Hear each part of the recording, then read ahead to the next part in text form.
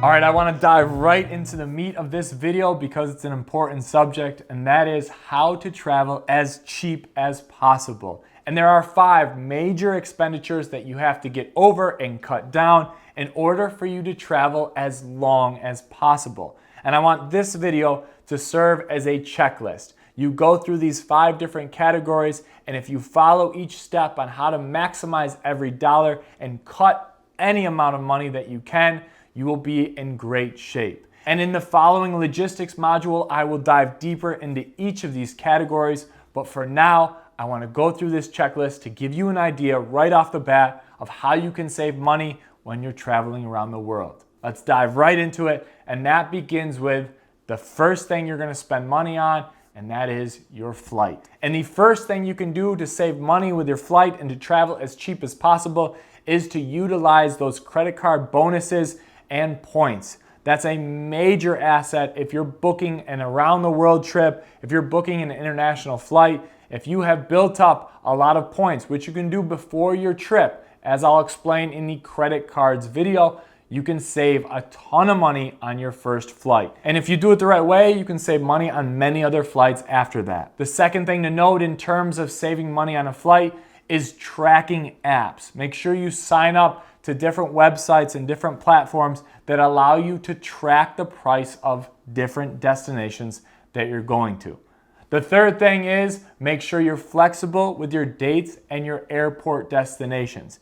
If you can manipulate your dates a little bit or manipulate what airport you're going to, we'll talk about hub airports as well, that will save you hundreds of dollars. And on top of that, make sure when traveling to these destinations, within the destination, use domestic or regional airlines. And these are the airlines that often don't show up in comparison site bookings. You'll have to do them on a local level or on their particular website. And these are much cheaper in regards to traveling around via a flight. So make sure you look into that. And the last thing, when we're talking about overall keys to saving money with flights, try to book each of your legs independently. Sometimes you can save a lot of money if you book a one-way ticket to a place and then 3 months later you book that exit ticket. Just make sure you're in your visa guidelines, but again, we'll address all of these things in particular in upcoming videos in the logistics section. And the second major expense that you're gonna have is in terms of your accommodation. And this could be your biggest expense of your entire trip. To combat this, volunteer programs and work programs will allow you to subsidize your housing. So you could join a volunteer program and that will allow you to get your accommodation paid for. That's number 1. Free housing is always the best. Number 2 is couch surfing or other community sites. And Facebook has a lot of groups like this in the locations that you're going to. Many different countries around the world have individual groups to help expats or help travelers find housing. So if you can, utilize local community sites, whether you just need a couch for a couple days or you want to rent out a room for a month. These are great platforms to find cheaper accommodations. And if you are passing through a place and you just need a bed to stay, hostels are always going to be cheaper than hotels. And you can stay in a hostel from $2 a night up to $30 a night in some more popular cities, and this will save you a ton of money on your budget if you're hitting many places in one trip. Now, if you're staying longer in one location for an extended period of time, I highly suggest you rent out an apartment, a room in an apartment or someone's place. This will save you money when you're booking for an extended period of time. If you want to live somewhere for a month, it's much cheaper to get an apartment than it is to rent a hotel for a month. The third expense that you're going to have while traveling inevitably is transportation.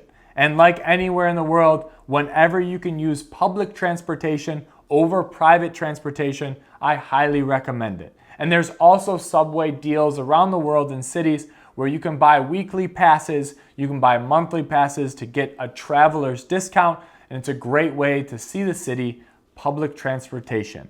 And on top of that, as you know, these days, Uber and ride-sharing apps are much more financially responsible than taxi services in many places around the world. And as a last resort, if you do need to take taxis or private transportation places, make sure you have all prices negotiated before you get in the car. before you get in the rental car, before you get in the taxi, whatever it may be, make sure price is pre-negotiated. That's the way to save money and avoid any scams or mistreatment when you're traveling. And the fourth way to travel as cheap as possible is when spending money on activities. And if you're a younger traveler, there are a ton of different discount cards and student cards you can use to get discounts in everything from restaurants to tours, and it's a great thing to look into, international discount cards. On top of that, if you're looking to book a tour, in most places around the world, it is cheaper to book on location than it is to book online before you get there. So if you can, book any tours or excursions at the location instead of booking it in advance. As long as you don't have any worry of it being sold out, or if you have a tight time frame, I would highly recommend you go to these locations, like a boat tour in the Philippines, for example. You book at the location, it'll save you a ton of money. And the fifth biggest expense that you're gonna have and you wanna cut to travel as cheap as possible is in regards to your food. And the first recommendation I can give you here is get a place with a kitchen. Whether it's a hostel or an apartment, find a place that has a kitchen. You will save a ton of money by going to the grocery store versus going to restaurants. And in regards to restaurants, if you do want to go out to eat, I would suggest you go out to lunch instead of dinner or breakfast. One, breakfast is just very cheap to have at home. And two, dinner is going to be much more expensive than going out to lunch. And usually it's the same exact food. So if you can, go out to lunch and eat dinner at home. It's a great way to save money. And in that same regard, you hear this all the time, but make sure that you shop local and eat local. That restaurant right next to the Coliseum is going to be very expensive versus you taking a short 10-minute walk to a side street or something like that. The prices will inevitably be much lower. So don't go in these high trafficked areas. I know it looks nice sitting out there overlooking the Eiffel Tower, but if you're on a budget, that's going to cost you a lot more money. And lastly, in terms of food, if you're going to a public market and you want to buy your produce, your fish, your vegetables, your meat, all at a public market, which is a great place to save even more money, I would highly suggest you go with a local, or you understand local prices before you go. This is a great way, even if you're negotiating a gift or something that isn't food. If you can go with a local to a local market, you will be able to get the best prices. You'll be able to negotiate better because you understand the going rate. And those are the 5 big expenses that you're gonna have to stay on top of and monitor while you're traveling. If you set a budget and are aware of how much money is going out and what you're spending your money on each month, each week, each day, then you'll be in a much better position to travel and keep your dream alive for a lot longer. And one last parting piece of advice I would give here: whenever possible, if you can, travel to locations on their off season or shoulder seasons. And 2 big locations that I did this with, Norway and Iceland, very expensive destinations. We traveled on their shoulder months, meaning it wasn't their high peak time, but it also wasn't in the depth of winter. So I would highly recommend traveling during off seasons or shoulder seasons.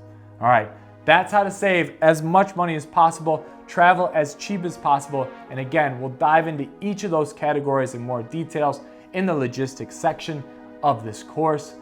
Let's keep moving.